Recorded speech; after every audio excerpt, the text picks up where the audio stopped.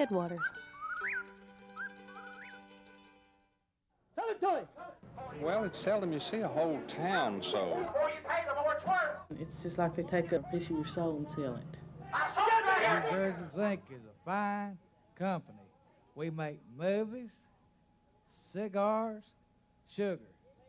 We are diversified. They got tax breaks for leaving our community. You have got to have a good, solid, professional team to support your economic development activities. Otherwise, the competition is going to beat the socks off of you. I know right now in my heart, the only way we're going to get a job is we're going to have to create it. Fly, fly away, little pretty bird. Fly, fly away. I woke up this morning with my mind stayed on Jesus. I woke up this morning with my mind. Some of your grandmamas used to sing this day. I am a man of constant sorrow. I've seen trouble all my days. I bid farewell to old Kentucky, the state where I was born and raised. Headwaters. Real stories from rural America.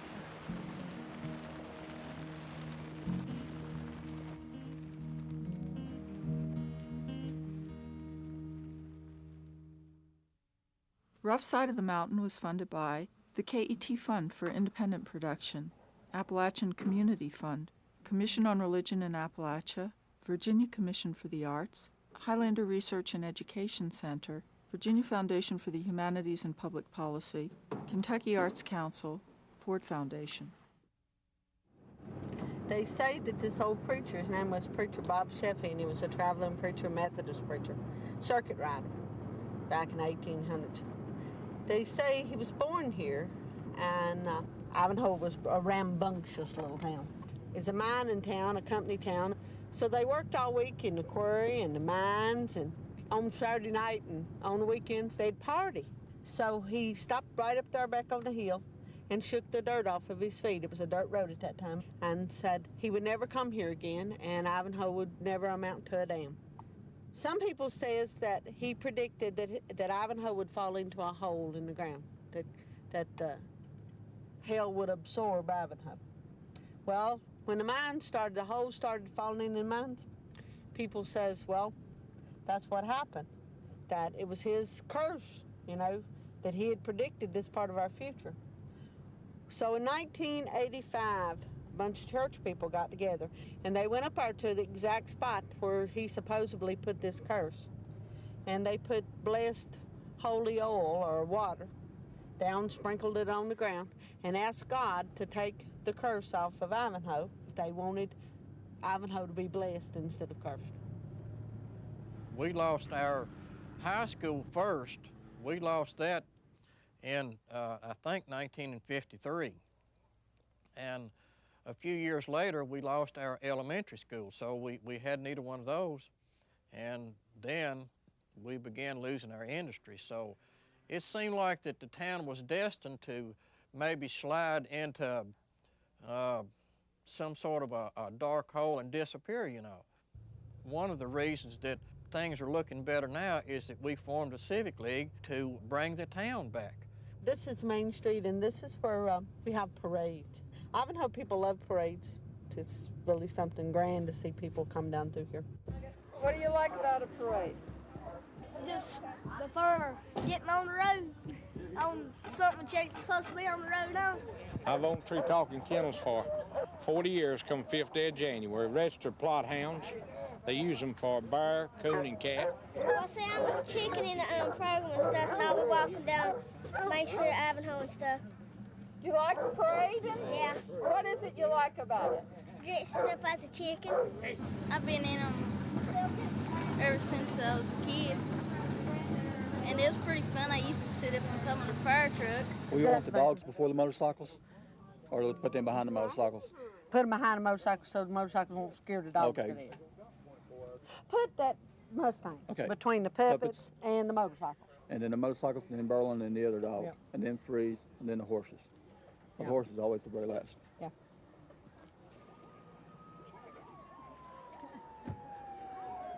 In the mountains of southwest Virginia, two company towns, Ivanhoe and Trammel, are fighting to build community.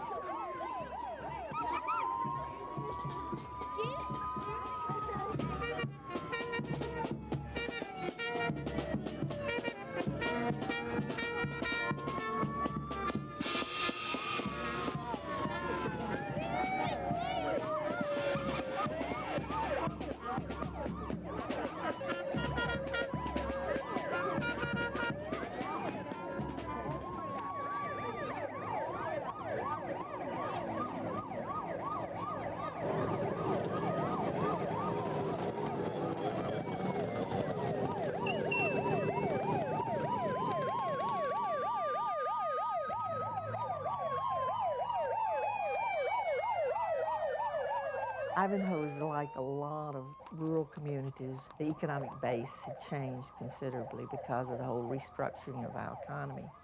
This was a community that had been industrialized way back. From the time of the Revolutionary War, there had been lead mines. And then these became zinc mines and manganese mines. And there was iron ore, and there were these old furnaces all up and down the river. It was like a company town. It was an iron furnace town, and then it was a carbide town, and then it was a New Jersey zinc town. You know, Ivanhoe had a bad rep. It was one of the iron mining towns, you know, and then people worked hard all week. And there was a lot of moonshine made in the area, you know, Saturday night, Friday night, or Saturday night. What the extra few dollars they had, they'd all get drunk and fight. We're about to live that down now, I think. I think the kids, you know, they taking pride in the grown people too, that they are from Ivanhoe. My great-great-great-grandfather was a stonemason, and he built this furnace. Some of the old-timers say that it took an acre of hardwood to make enough charcoal to cook off one batch of iron ore.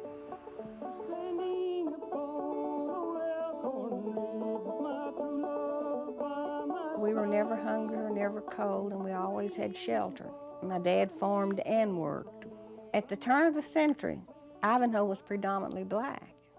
Well, there's a lot of young men that left from here, just scads and scads of young men. They left, you know, to go north to get better jobs. They come back to visit. But no, none of my brothers ever came back to live here. When I was little, I'd listen to the whistle. It would blow at 4 o'clock every day. I'd see carbide men by the dozen, pockets full of pennies for the pay. See, Dad worked 10 hours for $2. Hard slave work. All them men did at that time. $2. He'd come in and work. I'd say, how much you make today? You know, like a little kid will. $2. That was big money back then, but it wasn't much. $2 for 10 hours. Hard labor. In the early 50s, New Jersey Zinc Company bought out the old iron company holdings at Ivanhoe and started mining for lead and zinc in the Ivanhoe area. When the company got this land, there was beautiful cherry trees and orchards out here. And New Jersey Zinc was a division of Gulf and Western. And the same people that owned Hollywood, California, owned us.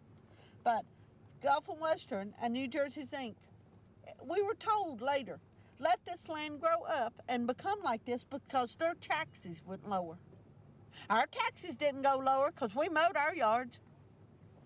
But their taxes was cheaper because the land was ugly. Who was it ugly for? Them or us? They didn't live here. Hell, they're living in California and in some mansion or some island somewhere. Ivanhoe don't mean nothing to them. Their granddaddy wasn't born here. Their grandmother wasn't born here. Their grandmother didn't sit down on her porch like my husband's grandmother did and cry and pray over this place. Because every day she said it seemed like it closed in on her.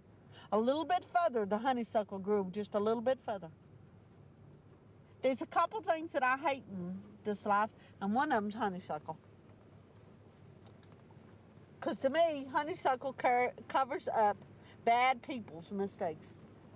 I say that God made everything on earth but honeysuckle, and the devil made it because it's got roots all the way to hell. It was bad when they said they was go close the carbide, because most of the people there were the people that had avoided layoffs by having a lot of seniority. The market was for the younger people, and these older people just had a terrible time finding jobs. They'll call it the plank. Have you been over to the plank today? You can meet them downtown, and two of the old men will be talking, and they'll say, I ain't been over to the plank lately, have you? And they ain't no plank here. It's a bunch of rocks and a bunch of old metal and industrial waste. My husband's granddaddy on both of his hands had fingers missing because he worked in the can room. This machine come down and it cut men's hands off and fingers off. And I hear all the time about people don't want to work. I believe people really wants to work, and they want to work in these factories. This is the old mine shaft. Now it's been concreted over. We use it now for Christmas decorations. Flaming Red Cross. My husband, they got the best productive years of his life at the mines. He was a diesel mechanic, and he had a trade, and he was satisfied with his life. And he was so faithful to that company. I've seen people have nervous breakdowns. I've seen people that have never been the same. I've seen people drinking that didn't drink before. And I've seen a lot of people suffer. I won't ever forgive the American system for that. You know, we found out later on that they got tax breaks for leaving our community. They have literally destroyed my husband and my family. And I won't be forgetting them for a long time. I think after a factory leaves, there's really a period of grief when people do feel abandoned.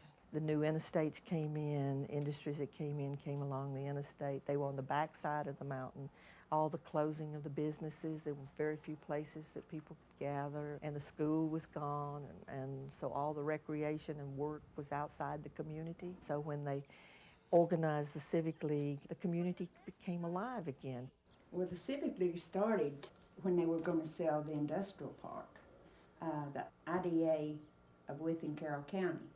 Industrial Development Authority. Everybody was really interested because we really need industry here. There was over 200 people at the meeting.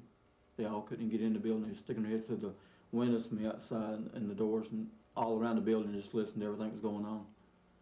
And that's really how it got started. And the people just came out in full force. It just made them mad that we was going to be dealt another dirty blow. Well, it was a small community dying, and suddenly they'd organized to revive the community and themselves. Well, we got 600 people in the Ivanhoe area, and you had almost half of them out. I don't think you should sit and just let them do any way they want to do, and I think that's what's happened all these years, that you've got a county government that's 25 or 30 miles away, and they set all the rules and regulations, and every 2 or 3 years they come and reassess your property and raise your taxes, and they spend it the way they want to spend it. I think you should have a say in all that, and we hadn't been having a say. And I think now the Civic League organized, we do have a say.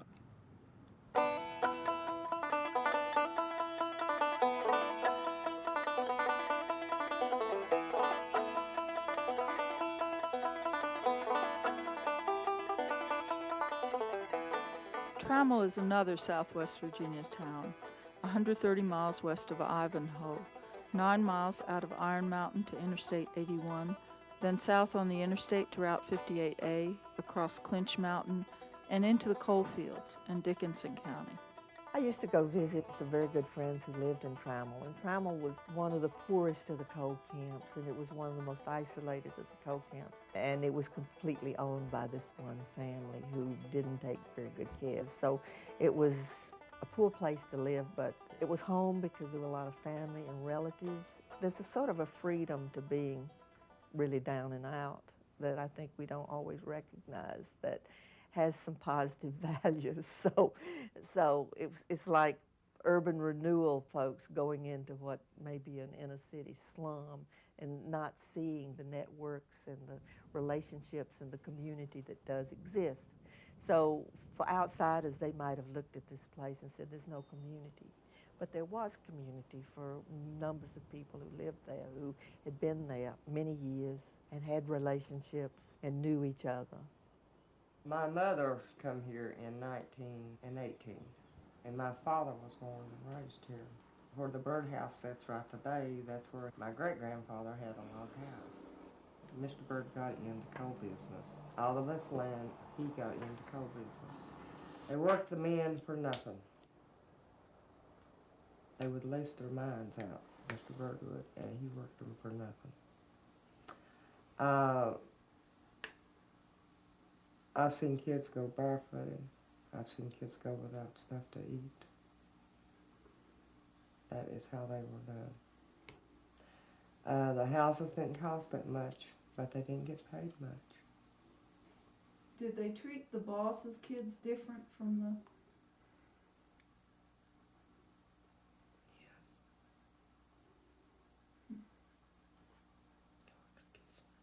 There's so much anger in people in this community right today.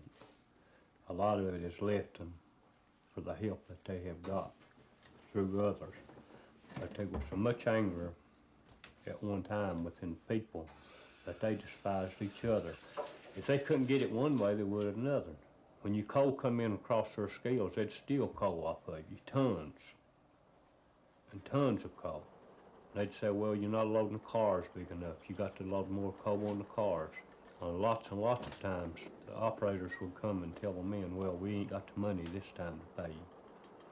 We'll pick it up next time. Next time, they would always be short. They never got their money. Never, ever. Some of them got cheated more than others. If the operators didn't get you, birds would. And there are areas where hatred builds in people. I married in '51. My husband worked for $6 a day for about 8 years after we were married. And he'd have to walk to the mines, which is past Trammel, in what they call Dark Collar.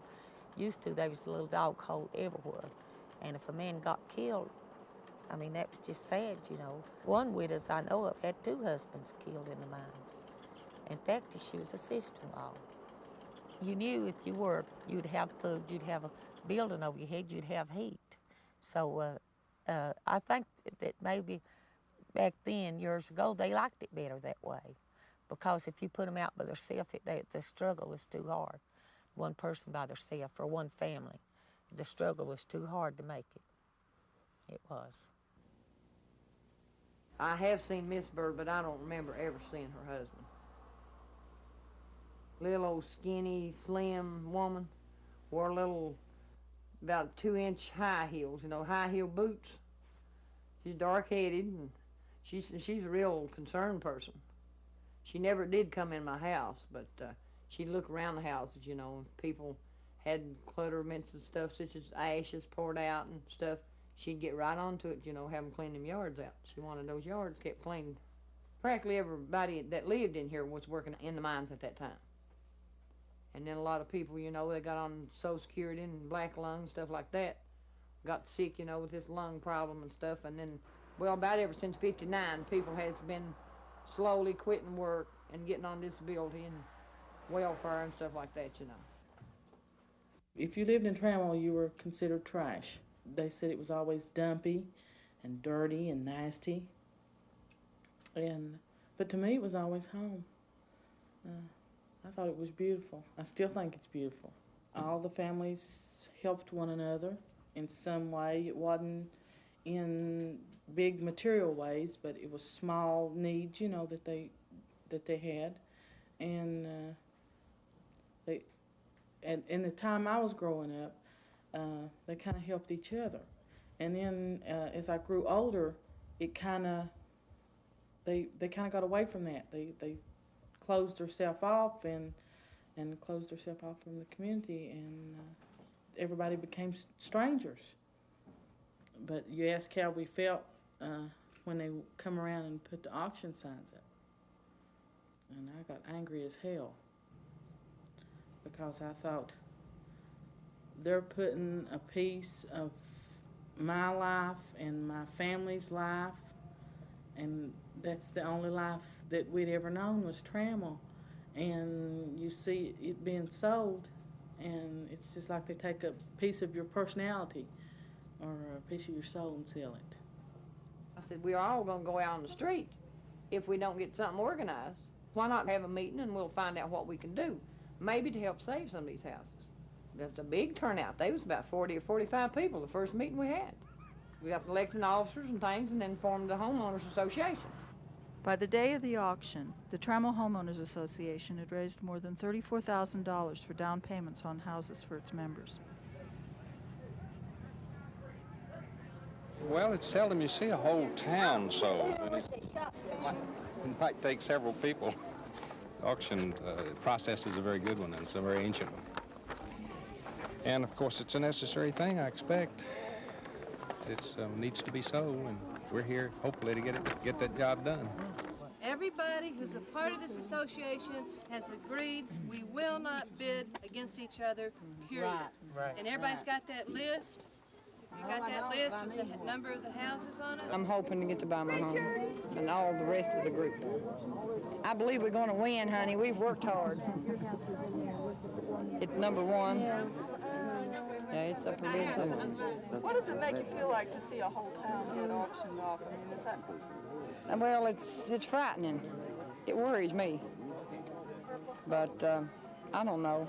It may be to our own benefit. This is really put the group together, and it'll cause us to love one another more and be able to function and work together better. So after we win, if we do, I'm hoping the community will be a better place to live than it was before. Proud to have been selected, along with Mr. Dixon and his fine crew, as the selling agents for the Marguerite Espert estate.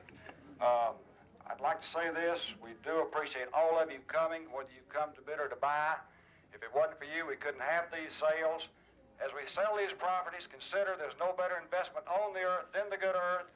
Real estate's one of your best investments. We have a lot to sell. There's bound to be a lot of bargains. So just get right in, you set the price, it's your sale, and when you're through, we're through on each parcel. House number 5 has been sold, ladies and gentlemen. We're offering A1, 1, 2, 3, and 4. 5 houses, ladies and gentlemen. A high bidder will take his choice in any shape, form, or fashion, in any order. The Trammel Homeowners Association would like to start the bid $500. I have $500, $1,000.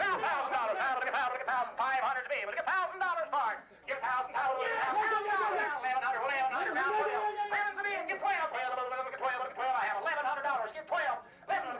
1200. Now 13. Now 14. The auction didn't go the way I expected it. I expected this guy to slow it down a little bit, you know, but he started rattling off, and it made me nervous. Now 2100, 21, 1, you bid, sir, 2100, 21, 22, now 3, 23, 22 the inch here, now 22, 23, 2300, now 24, you're out now, 24, now 5, look at 25 and 25, now 6 here, 26 and now 7, look at 27. I kept bidding, and then after I bid, I believe 2100, then I quit. I kept looking at the resource people, and they said too high for me not to bid. 41. Sell it to him. 41. I have $4,000 right here, ladies and gentlemen. Anybody want to bid on the bid? 4,100 anywhere. 4,000. 41. 41. One more time. Gotta go. Now the more you pay, the more it's worth. 41. Give 41. 4,041. I sold it right here. And that block. Ladies and gentlemen, this is the high bidder. Is taking up his mind in one. It's A1 through 4. A1 through 4. I'm not for sure. Lady, who is that? That's my house. We're offering you, ladies and gentlemen, 2, 3, or 4. I have an open bid, ladies and gentlemen, $3,000. Now 3,100, 3,031, 3,031, 3,031, 3,031, 31, 31, 31, 3,031, 31, and now 2, 31, 32, 31, 32, 31, to the end, 32, 32. When I lost, I was just hurt. I wasn't ashamed. I didn't care who seen me cry, because I'd raised my children here. This is the only home they knowed. There was several people running the bids up, and I thought the homeowners was going to lose them all. And I just said, God, this is too much for me. What can I do? And he led me to the porta toilet, and that's where I got down on my knees. And then I heard the people all give a big hooray, and I knew that God answered the prayer before he even got out of the toilet.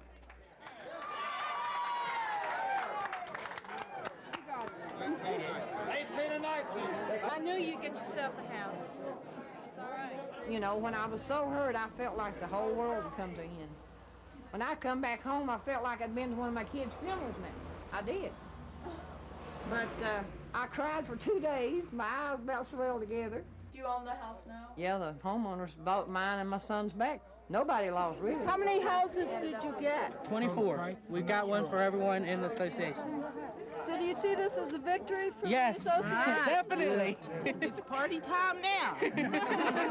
Excuse my expression, but we've worked hard, and I think all of us need to rest. They paid their bid off, and then it's theirs. You're not going to become another Bird Estate. No. Real estate company. No. We were all like, well, this is your house, and this is my house before.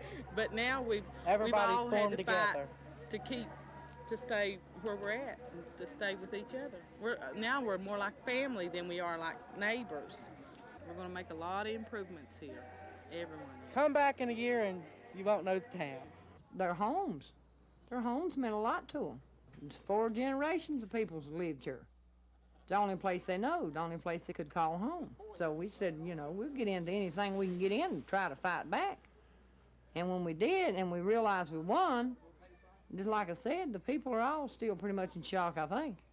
But it is just the starting of what we can do. I talked to a lady not too long ago down the road, and she said, I am so proud of what you people have done at Trammel. Said you showed people all over the world that these Appalachians stands up and fights for what they believe in.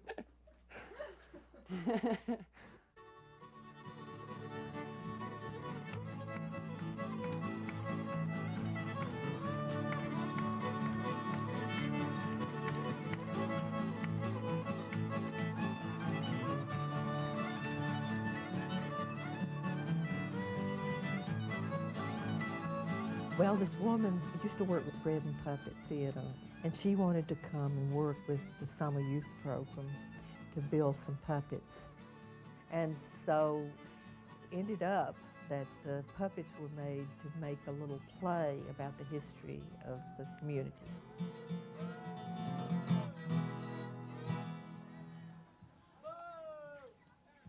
I am here to wish you a Merry Christmas and thank you for the 80 years of hard work for the company. New Jersey Zinc is a fine company. We make movies, cigars, sugar. We are diversified. We are cutting profitable operations to make us competitive. As we close this mine on Christmas Day, 1981, let me say to you and your families, the outlook is good for the future. Merry Christmas and goodbye. They had a lot of fun with local politicians. There was one scene in there where local politicians all addressed like birds. There's a turkey hawk who happened to be the chairman of the board. There was a peacock who was the woman on the board. They named each one of the board of supervisors with a particular kind of turkey buzzard or some kind of bird. Communities get left out and ignored by county officials, the development boards, and they start trying to get into that economy. And this is what Ivanhoe tried to do, was we're going to recruit us an industry, and then we'll be back like we used to be. We'll be maybe a Toyota town this time instead of a carbide town. The sort of owners and operators are gone, and most of the professionals who worked for those companies, if they lived there, are gone. And the schools have closed, so the teachers have gone. And so it becomes more the working class folks who are left there. Well, they're a little rougher. I mean, they generally don't have some of those, they haven't been professionalized. And there's also a lot of pent-up anger. In Ivanhoe, they had to confront the county commissioners who were going to sell that industrial park, which they felt had been left to them. And they started demanding and felt really good when they spoke up. I've been digging in this coal till I feel like I'm a mole, but I'm gonna be set free someday. Someday, someday. I'm gonna be set free someday. There's a rabbit in the log, ain't got no rabbit dog. Lord, I hate to see that rabbit get away. Get away, get away. Lord, I hate to see that rabbit get away. Well, I stole me a sack of flour. I'm gonna cook it every hour. I'm gonna keep my skillet greasy all the day. All the day, all the day. I'm gonna keep my skillet greasy all the day. Yes, I've done all I can do. I can't get along with you. CETA has a responsibility to have available whatever it takes to compete for investments and jobs, and obviously industrial parks is a critical part of this. It's very intense, and economic development has moved into a strong incentive field.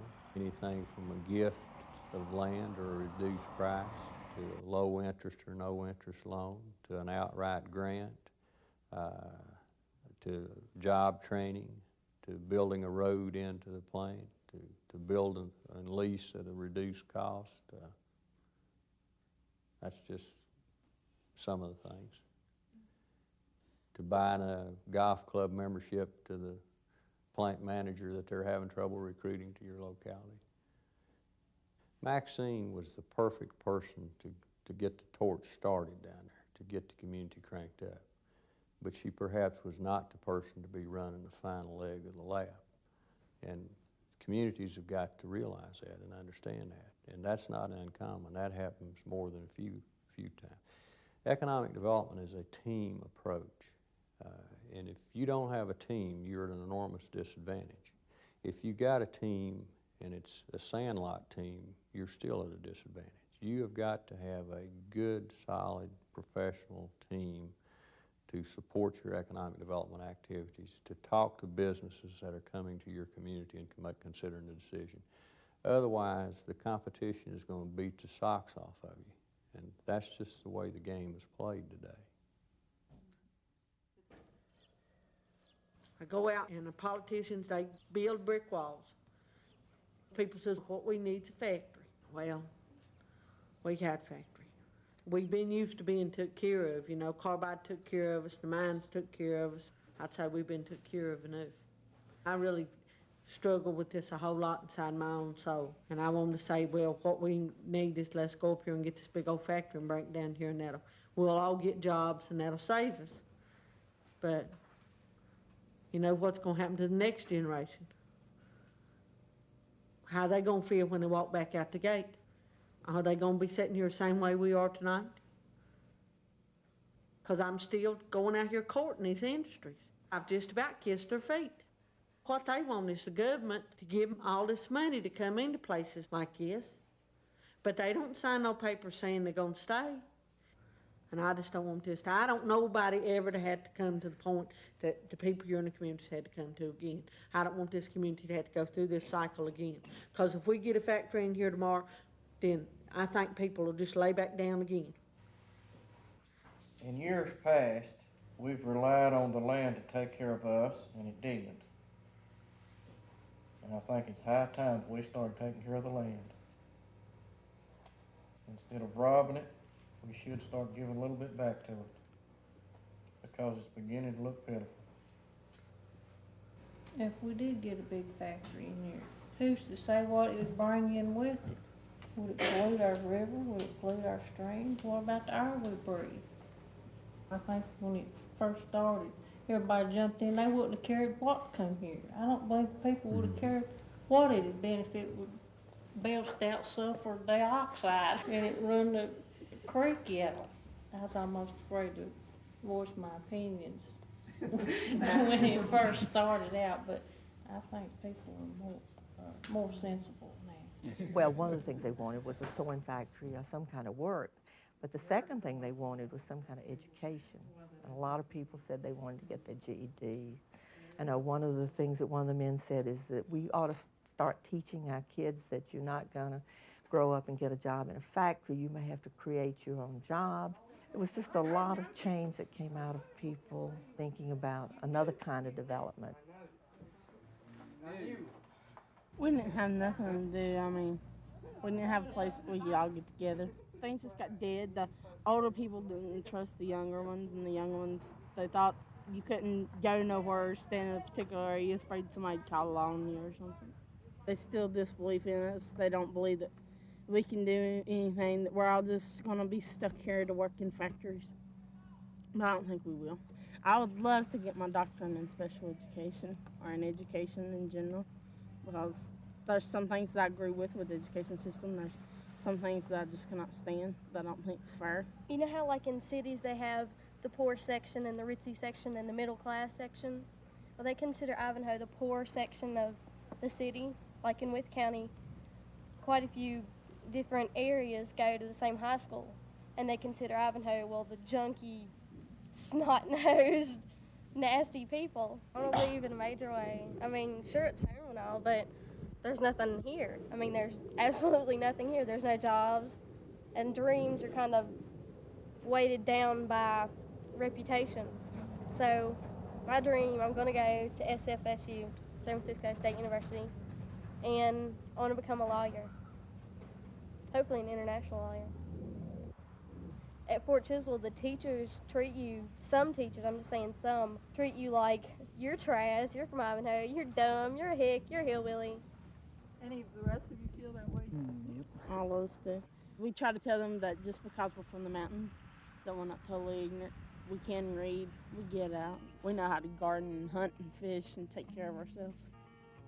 I've been traveling this other world, feeling like it's coming down. I just got to get to a place, say, won't that road twist you up like a rubber band? Say, won't that road twist you up like a rubber band? Could you twist the lid off of this jar?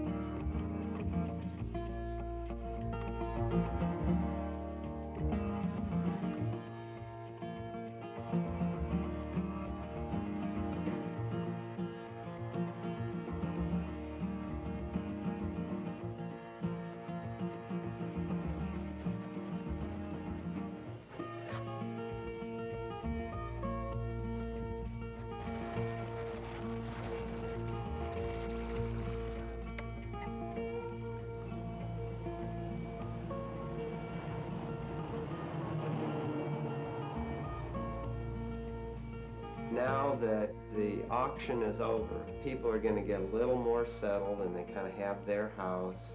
There's going to be a letdown, the crisis, the excitement. What if it's something we need everybody in, though, and we ain't gonna? Well, that's the tension, is that people are going to have to develop some trust in who they elected to be their board. And you can almost look at any group in the country, and there's between 1% and 10% are active. Whether it's a church or a social club or whatever, a year from now there's going to be 1% to 10% of the association who are going to be active. And the rest are followers. If you have committees and you have other people in leadership positions because they're the head of the committee, then that tends to make the whole group feel like they're more part of it. Right. But you start having these elections, you look around, you know, wanting to nominate somebody, and think, don't do it. Well, I don't want it, and all that stuff, you know. But that probably because they haven't had any experience, and working on committees is one of their ways of getting some experience and beginning to get But some they have confidence. a fear about even being on the committee. Well, if it's, you know, around something that they want to do. We got a job. You know, we need maintenance done, and we want to ask you if you'll help. You're dealing with a group We of... understand the fear because, you know, we knew how we felt when we started out. It took some time. You're dealing with a group of people who have just not had this involvement. Yeah. They probably didn't have it in school. They don't belong to any other organizations. This is just real new.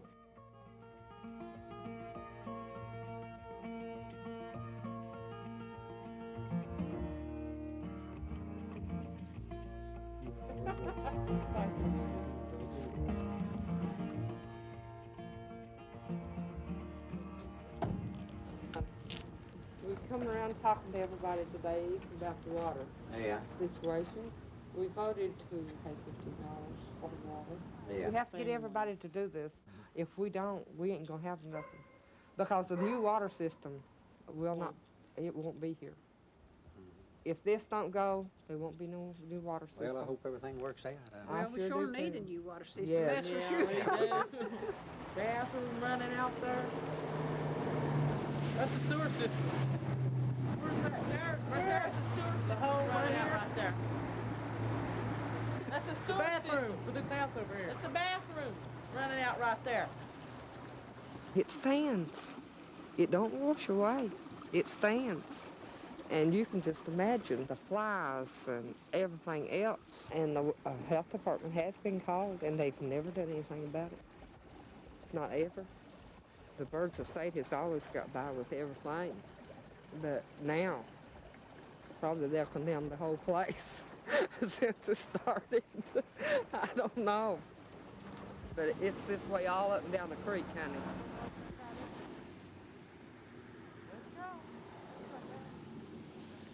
Ralph, what do you think about signing the water usage agreement? I don't know. You don't know?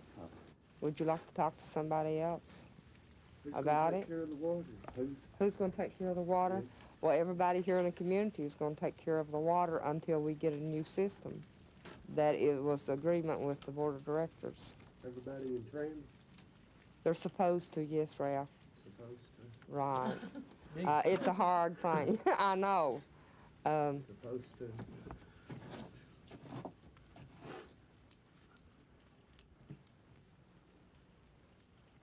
We have to stand together as a community, not as separate groups. In order to make it through all this, we're going to have to stand together and fight together and work together, because that's the only way we're going to achieve what we need to achieve for Trammel, and we've come too far. They had great dreams of things that they were going to do to renew that community. They did form an organization. They were able to get a lot of help from different church groups. One of the problems that occurred was that there were competing groups helping, and people in the community got torn between some of these competitive groups, church groups and other outside helpers, which is one of the big problems with outside helpers, is that they also are looking for community. And Wendell Berry says that they become predators on other communities because they have no community of their own.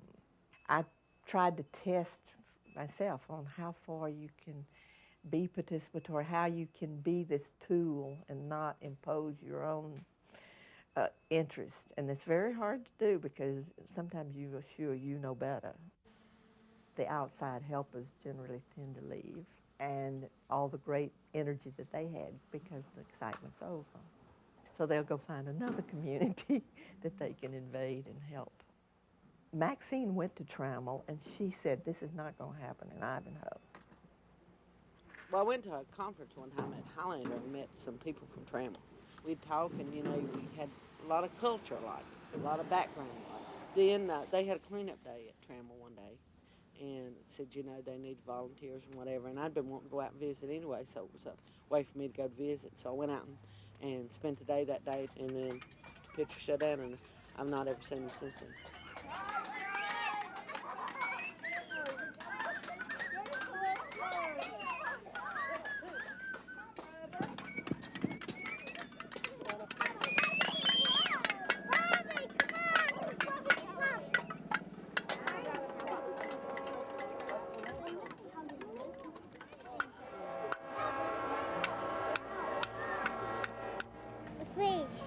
Where'd you catch that at, honey? Oh, shell.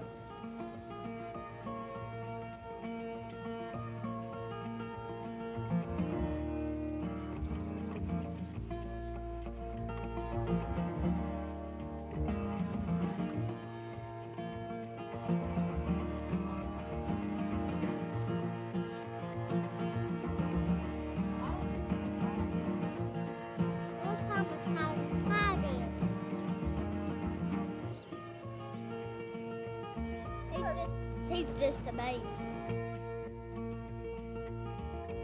Simple health care with the emphasis on health as opposed to medical. Growth and development for Misty, who's coming up to her 2nd birthday. That's real important. The mom is 17, very little income, to give as much support and strength and to enable her to get in touch with her own strengths. If I went through the houses here, I would say maybe 5 people work. Out of? A community of, say, 100. If you only have a fixed income and things change, change is seen as an enemy rather than something that can help us.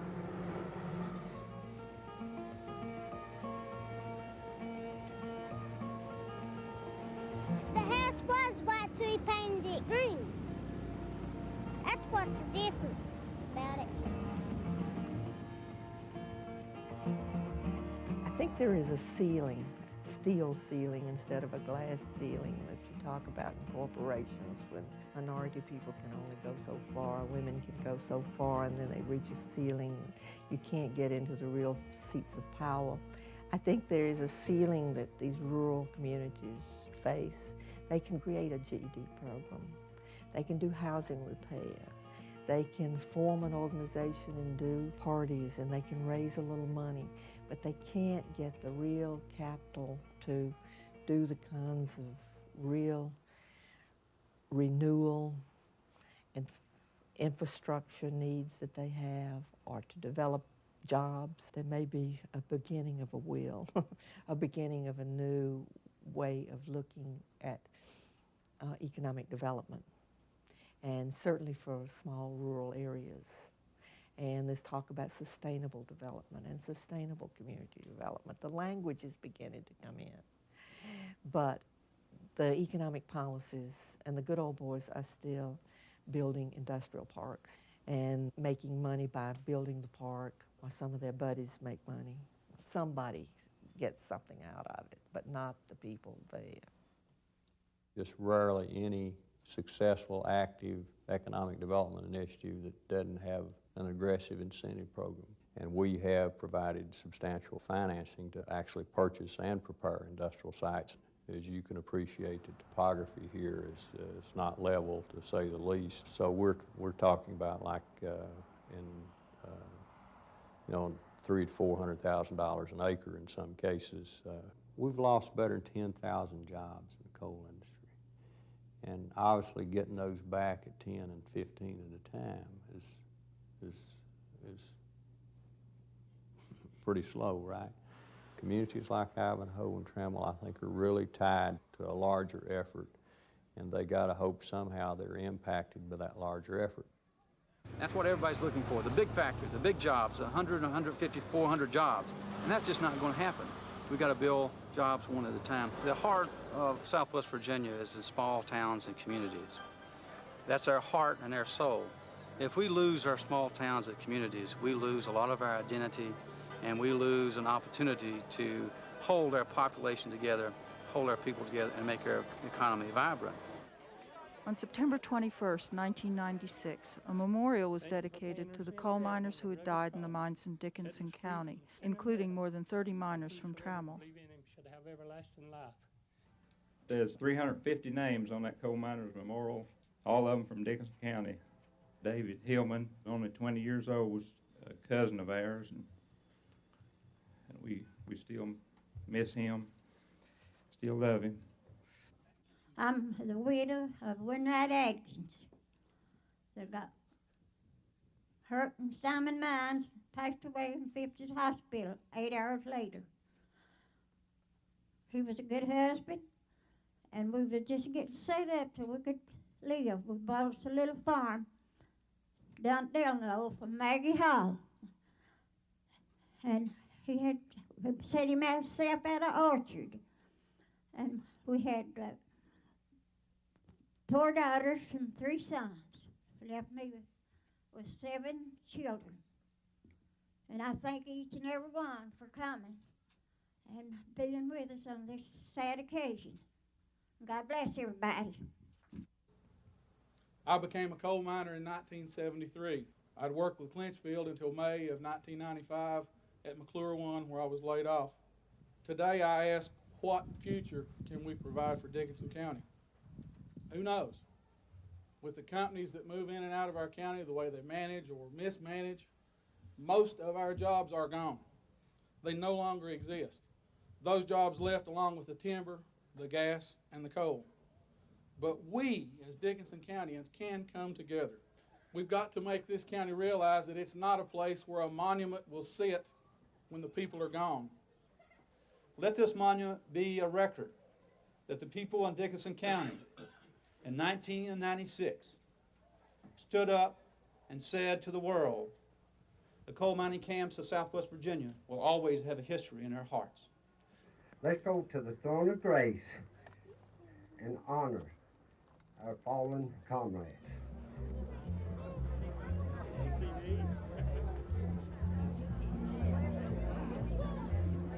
That's my brother.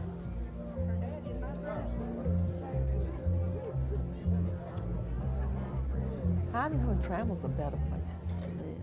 People do know each other. They can take care of each other. Mutual help still exists. People look in on their neighbors. People don't die without somebody knowing it. If the resources were made available, I think these would be the model places for people to live.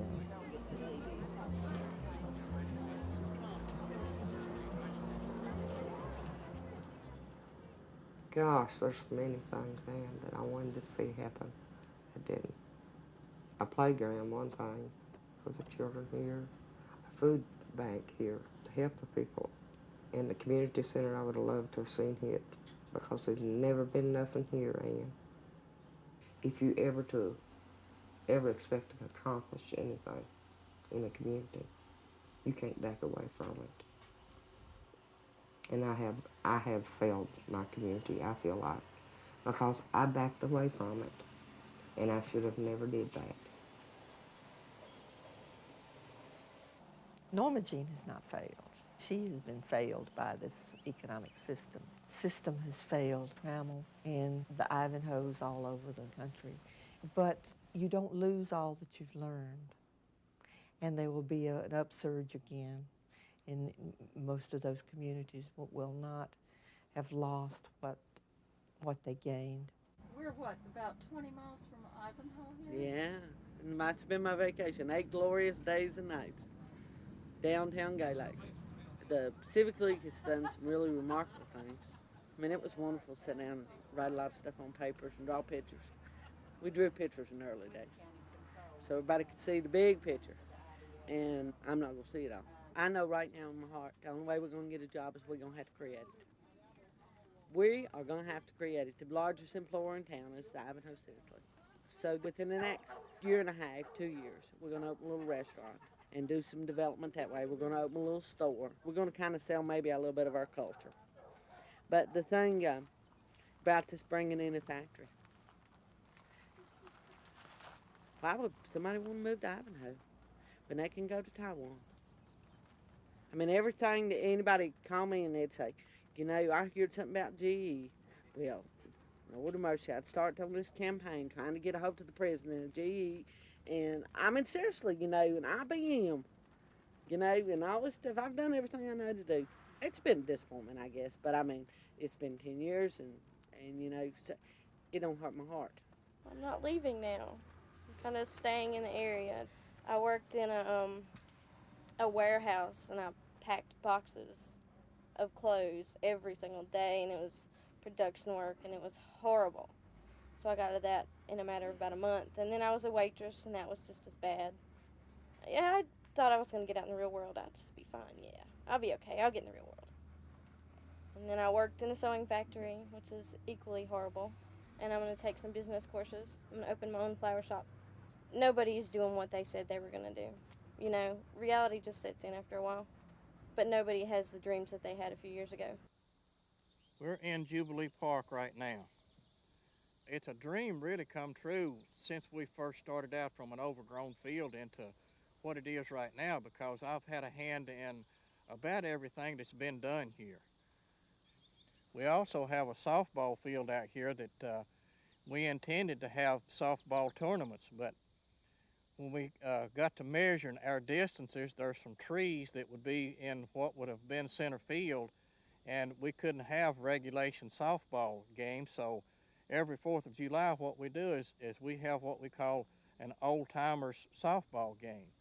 And we don't really have enough old-timers, so eventually anybody that wants to can get into playing softball, but it is a good playing surface because it's grassy and it's, for the most part, level. No, they can't take my memory, though they will try to steal my soul.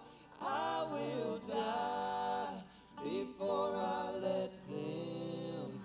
I will cross another shore. Rough Side of the Mountain was funded by the KET Fund for Independent Production, Appalachian Community Fund, Commission on Religion in Appalachia, Virginia Commission for the Arts, Highlander Research and Education Center, Virginia Foundation for the Humanities and Public Policy, Kentucky Arts Council, Ford Foundation. For information on this Headwaters program, visit www.appleshop.org or call 1-800-545-SHOP.